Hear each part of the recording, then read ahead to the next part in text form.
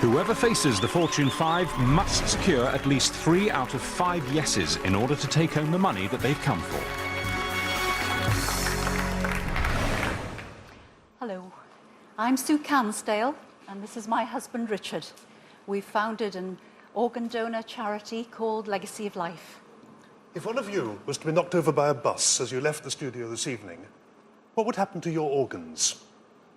Thousands die waiting for organs that we burn and bury every day.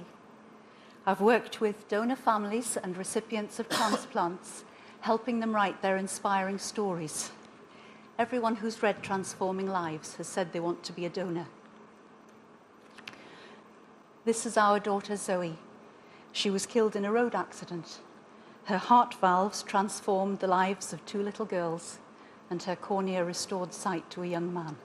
This is a great comfort to us. We want to give copies of this book to every school and hospital in the country. In that way, the books will reach enormous numbers. Please help us help these people. Time lost is actually lives lost. Thank you.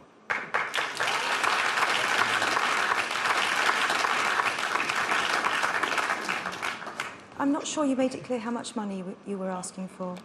We've had quotes for different numbers of books, and for, let's say, 27,500, we could have a further 20,000 copies printed. Could you tell us a bit about your daughter, Zoe? Oh, my goodness. Zoe was a wonderful child. We got on famously like a team. She was just as beautiful as her mother. She was just as talented as her mother. We loved her. I should go back a little bit. When Zoe was about 11, she saw on television for the first time a feature on transplants. And she just said in a very matter-of-fact way, "Oh, if ever anything happened to me, of course I'd want the doctors to use my spare parts to help others." And that was it. She just said that. And it made her...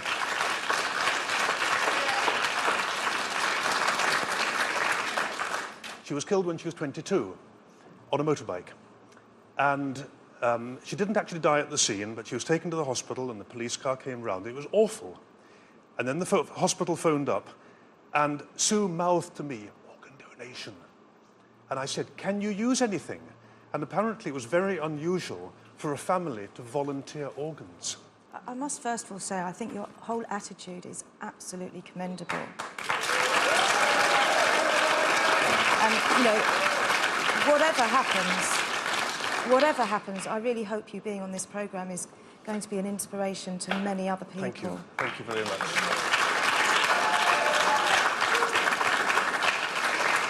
Is the purpose of this magazine to convince people to become donors when they die, or if their loved ones die? Partly. That's one of the things that it does. The other thing, many people never know who their donor helped. Many people never know who their donor was. And reading the stories helps both sides to understand from the point of view of the other. This book is you want to go into every school and hospital. School initially. And hospital. I mean, we'd like to see it in every home. It's over 100 pages. Yes. There's not many people nowadays, as you well know, willing to read the whole 100 pages. It's got to be slimmed down. Yes. We've got to have the courage. It can be so. I think there's a purpose. Yes. Mm-hmm. Now, as I understand it, the purpose is to let people know that if they give their organs, it will help someone else to live.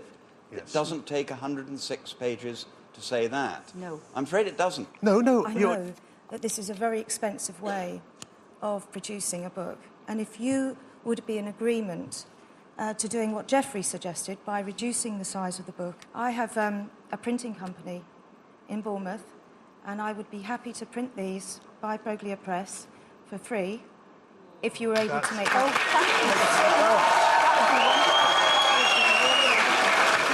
Jacqueline has very generously agreed to print the copies for nothing. Do you have any other need for finance from us over and above the printing? Yes. You've seen me clutching this little DVD here. Yes. What we are also planning to do is to condense the key points, the key stories in this on a DVD, which is sort of teacher-friendly. We've been talking to a chap about making this DVD. If we were to have 50,000 of those printed, it would come down to about 40 pence a copy. That's your world. Well, you could make, I mean, obviously the more you have, the less it will cost. I mean, you Yes. could print them off a lot cheaper than what you're suggesting, about 15p or even less. Yes. I think we're all in agreement that the spirit of this is something we want to support. Let's clarify what we're offering here. You know, Jackie's offering to be able to print this free of charge. Jeffrey, you're talking about us making contributions to them producing a DVD. Over and above. Over and above.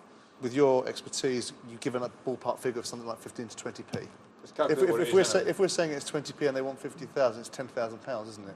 So if we're offering Jackie's facilities, which is great and fabulous, Jackie, and £10,000, they're getting 50,000 DVDs and 50,000 of these books.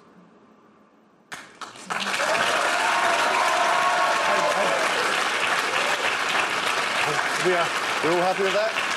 Yeah. Oh, that's great. Well done. Well done. Very well.